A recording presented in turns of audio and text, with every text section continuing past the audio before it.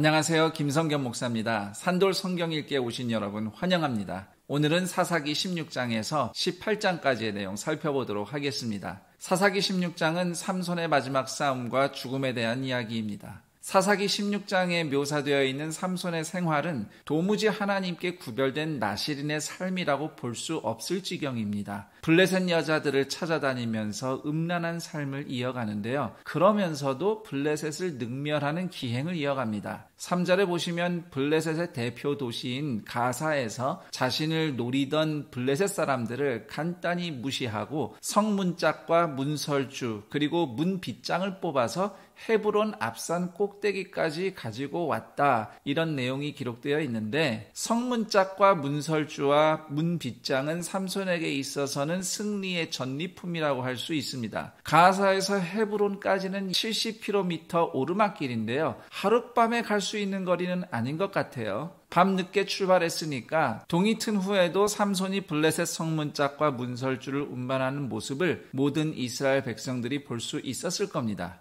그리고 헤브론 앞산에 성문짝을 올려둔 이유는 과거에 자신을 블레셋에 넘겼던 유다 지파에게 어떤 메시지를 보내는 것입니다. 이스라엘이 블레셋을 충분히 무너뜨릴 수 있다는 메시지죠. 그러나 그걸로 끝입니다. 그 장면을 본 이스라엘 백성들이 무슨 감동을 받거나 행동을 취하진 않습니다. 4절 이하에는 삼손의 또 다른 여자 들릴라에 대한 이야기가 나옵니다. 삼손은 블레셋 지도자에게 매수되어서 집요하게 삼손을 공략한 들릴라에게 마침내 자신의 힘의 비밀을 털어놓음으로써 파멸의 길을 갑니다. 17절에서 삼손이 자신의 머리털을 밀면 힘이 떠날 것이라고 말하는 대목이 있는데, 성경 어디에도 하나님이 삼손의 힘에 대해서 그렇게 설명하신 적은 없습니다. 그저 하나님의 영이 삼손에게 임하여서 그 힘이 발휘되었다는 것만 명시하고 있어요. 그러니까 머리털에서 힘이 나온다기보다는 삼손에게 있어서 유일하게 나실인으로서의 증거가 남아있는 것 딱 하나가 이발하지 않은 머리예요. 그 외에 삼손의 삶은 전혀 나실인이 아니에요. 머리 긴 것만 나실인이에요. 그래서 머리털까지 밀면 삼손은 완전히 나실인이 아니기 때문에 하나님의 영이 더 이상 임재하지 않고 힘도 사라질 것이라는 것이 17절의 삼손의 말의 의미라고 하겠습니다. 들릴라의 계략으로 삼손은 잠든 사이에 머리털이 모두 잘려버립니다. 그리고 두 눈이 뽑힌 채로 블레셋의 포로가 됩니다. 이 장면은 사실 역설적으로 삼손이 정결하게 회복되는 과정이라고 해석될 수 있어요. 민수기 6장의 나실인 율법에 보면 만일 나실인이 자신의 정결함을 잃고 부정하게 되면 머리를 밀고 비둘기 2마리로 속죄제와 번제를 드립니다. 그리고 순양을 속건제로 드려야 합니다. 진작부터 부정하게 된 삼손이 지금 머리를 밀면서 정결제를 치르는 셈이 된 건데요. 비둘기 2마리 대신 자신의 2눈이 희생됩니다. 그리고 속건제를 위해 순양을 희생시키는 대신 자신의 생명을 희생합니다.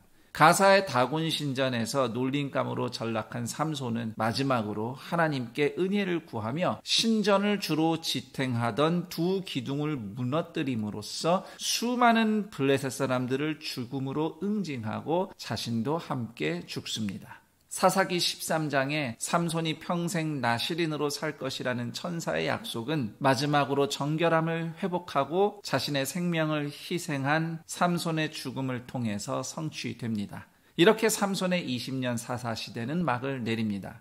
이제 사사기 17장 이후 이야기는 사사는 더 이상 나오지 않습니다. 하나님의 구원의 역사도 더 이상 언급되지 않습니다. 오직 이스라엘이 어떻게 하나님을 등지고 가나안처럼 타락했는지에 대한 이야기가 나옵니다. 그리고 그런 타락의 중심에 레위인이 중요한 역할을 하고 있습니다. 레위인의 타락을 통해서 이스라엘의 타락을 묘사하고 있는 것입니다. 17, 18장은 단지파를 중심으로 일어난 종교적 혼란에 대한 이야기입니다. 이 사건의 시점은 아마 사사기 1장, 2장 시절인 것으로 추정이 됩니다. 그러니까 방금 앞에 읽은 삼손의 이야기보다는 훨씬 앞에 일어난 사건일 수 있습니다. 17장은 에브라임 사람 미가가 레위인 요나단을 개인 제사장으로 세운 이야기인데요. 참고로 이 레위인의 이름은 사사기 18장 끝부분에 나옵니다. 이야기 곳곳에 율법을 떠나 우상숭배와 혼합한 정황을 우리는 볼 수 있어요. 하나님께 감사하다고 말은 하는데 정작 우상을 만들어서 바칩니다. 이교도처럼 개인 집안을 위해서 아무나 제사장을 세웁니다. 그나마 그럴듯하게 레위인을 제사장으로 삼는데 그 레위인은 사사기 18장 30절을 보면 모세의 후손이에요. 아론의 후손이 아니에요. 제사장이 될 수 없는 사람입니다. 그런데도 레위인이 제사장이 되었으니 이제 하나님이 복 주실 것이라며 좋아하는 미가의 모습이 13절에 그려지는데, 이런 것들은 비록 하나님의 이름은 부르지만 율법은 다 무시하고 가나안 우상 숭배처럼 미신적인 기복신앙에 혼합된 그 당시 이스라엘의 영적 현실을 보여주고 있습니다. 사사기 18장은 그와 같은 미신, 기복신앙, 우상숭배 앞장선 단지파의 이야기가 기록되어 있습니다. 본장의 내용은 여호수아서 19장 47절 단지파의 경계가 확장되어 레셈이라는 도시가 단지파에게 정복되었다는 기록과 연결됩니다. 여호수아서 19장은 약속대로 가나안을 이스라엘에게 기업으로 주신 하나님의 신실하심에 초점이 맞추어져서 이 모든 활동들을 비교적 긍정적으로 기록하고 있다면, 사사기 18장은 하나님의 신실하심과 달리 단지파의 불순종을 고발하는 목적이 있습니다. 사사기 18장 1절 2절은 단지파가 기업을 아직 받지 못했다고 말하는데, 사사기 1장 34절을 참고하면 아모리 족속을 몰아내지 못해서 소라와 에스다올 등 산지에 발이 묶인 형편입니다. 그래서 새로운 개척지를 찾아서 정탐꾼들을 보내요. 정탐꾼들이 북쪽으로 올라가다 에브라임 산지를 지납니다. 그때 마침 미가의 집안 제사장을 만나서 하나님의 뜻을 물어본 일을 계기로 해서 이후 단지파 중 600명이 가나안 북쪽 끝에 라이스라는 도시를 점령하러 나갈 때 미가 집안 제사장인 레위인 요나단을 데리고 갑니다.